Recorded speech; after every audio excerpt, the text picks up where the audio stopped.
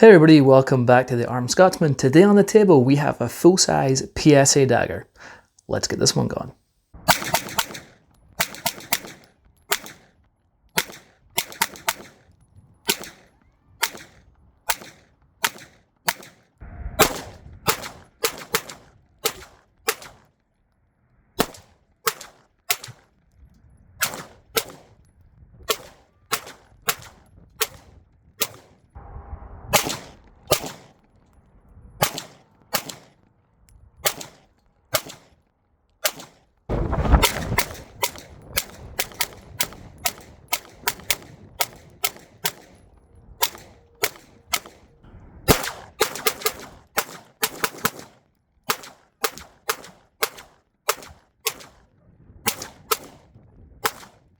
Alright folks, as I said, this is the full-sized frame PSA Dagger. It is essentially a Glock 19X or a Glock 45 with a 19 slide and the larger framed here for Glock 17 round mags. So they take the Glock 17 round mags as their other model of their dagger takes the Glock 19 15 round mag. So this is the full-size frame.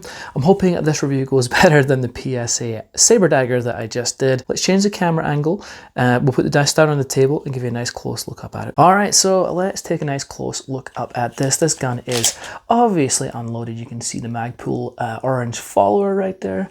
We are clear. We'll go over that in a second. Actually, let's go over the mag right now. So it does come with at least one PMag. There's a few deals out there, depends which one you get, but it will come with at least one 17 round PMag if your state allows it. This is your PMag. Obviously, it will accept Glock OEM mags and other mags designed for Glock, also depending on the size. Anyway, but let's go ahead. Now we're going to start out with this cutout at the bottom here.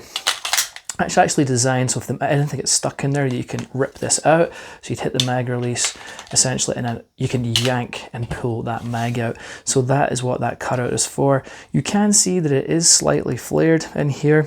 They do have some mag wells out for the Saber Dagger, the aluminum ones. I'm not sure if they'll fit in this, but that would be very cool. I'm thinking they will. If so, I'd throw one of them on there. But anyway, going to the texturing of the frame here, it's actually pretty nice. It's not as grippy, I think, as some people would like, but you do have it on the front, on the sides, on the back. You got the logo in there. I have medium-sized hands, and let me tell you, this fits very well in my hand. I love the dagger grips. They just feel really good in my hand, and that's with the other smaller framed daggers. They just fit so well. I don't know what it is, but they sit really well in my hand. I really do like that. All right, moving on up, you do obviously have a nice undercut under your trigger here, trigger undercut, so you can get a nice high purchase there, and it has a beaver tail on the back here again, so you get a nice grip on that gun. Have your mag release right here. It is not ambidextrous, but it functions just fine. You have your trigger guard. We have an X300 on here. It does not come with it, obviously, but you do have a rail, so you can attach your lights to whatever you need. You have your standard takedown levers right here. And then on here, you have your slide lock, slide release. It's pretty minimalistic. It sits really close to the frame, like really close, but I haven't had any problems actuating it, so it's been doing just fine. It's not ambi because this is based on the Gen 3 Glock, not the Gen 5 or whatever, so there is no ambi slide there either, so just bear that in mind.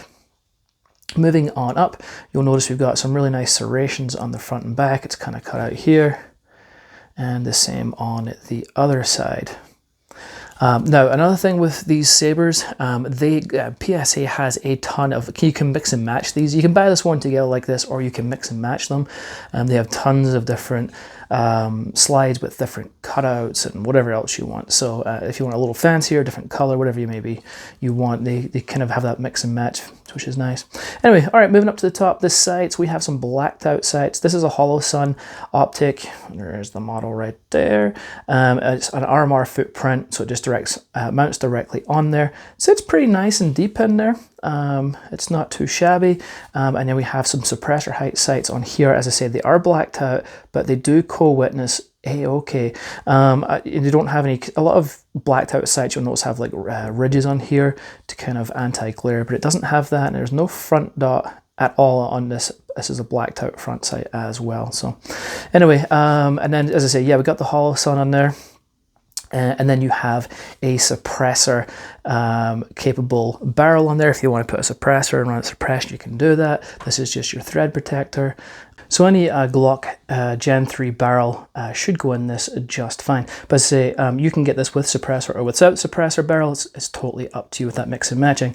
All right, so let's take this down. It's the same as any old Glock. Make sure we're clear, which we actually already knew that, but let's just double check. Take it off like so. You have your guide rod and spring in here, and this looks like a stainless steeled guide rod. And then to take your barrel, you're going to have to take your thread protector off first. And then you would just, oh, there it goes. And then you would just slide out your barrel like so. And then you have the inside of your slide. Again, any Gen 3 parts, strikers, ejection, anything, springs, everything should be compatible with this gun. And here's your lower. So yeah, and then just reassemble it. All right, now as I said, this is essentially a Glock 45 or 19X. This is what I have my, this is a Safari line, just to give you an example of a holster. I have a Glock 19 with a Radian on it, which is actually the 17th length. And then you have your Surefire. So this will fit in a lot of compatible, even though this is actually the 19 slide, it will fit in the 17. So it does fit in a lot of different holsters, but the compatibility is not 100%. For example, this is my Tenacore holster. Even without the light on here, it doesn't fit properly in here. So I can't guarantee that all, you know, all holsters that you currently have for maybe your 19 will actually fit. It's going to depend on your holster. So just something to be aware of. If you already have Glocks or Glock holsters, it may or may not fit. All right, let's talk about shooting it. I went through about 300 rounds approximately, just 115 grain, 124 grain, no problems whatsoever. Shot just fine, unlike my Saber Dagger, but this one, you know, these have been out for a long time, so all the kinks have been worked out of them. The Saber Dagger will get there, but these have all the kinks already worked out of them, so you should be good to go. They do have a lifetime warranty. If you have any problems, you can hit PSA up and they will take care of you, so don't worry about that. But overall, decent handgun. The price is not bad. These are going to come in at, you know, very budget friendly. I'm not going to include the price because sometimes YouTube's kind of weird. But let's go over the trigger before we finish up, because I realized I didn't do that. So you do have a hinge trigger right here. Some people do not like hinge triggers. I get it. You want to switch it out, you can buy like a Glock Gen 3 trigger and swap it out. It will fit. So let's check this out. You got a little bit of take up. You feel like you're at the wall. A little bit more to go. And then your brakes, you know, that's okay. And then your reset, a little bit of let out. You know, that was a decent, actually pretty decent reset. I mean, overall, you know, it's a Glock strike, you know, it's a Glock clone, so it's just, you know, it feels like a normal Glock trigger. They're nothing to write home about, but they do function just fine. All right, folks, that is pretty much it for me. If you have any questions, any comments, please ask them below. Happy to help wherever I can. And that is it. Until next time, we'll catch you later.